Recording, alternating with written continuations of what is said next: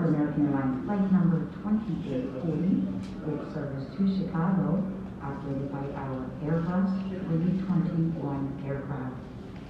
Your carry-on allowance is one carry-on bag and one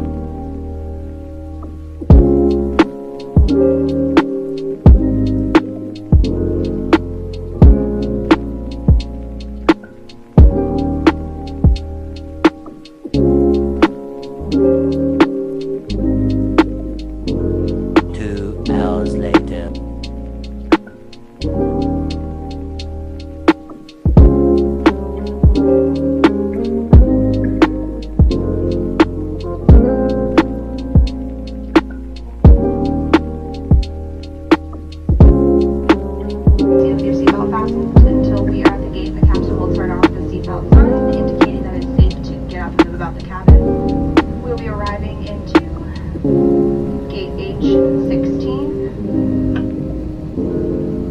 American Airlines and our One World partners, thank you for flying with us today. We hope to see you again soon.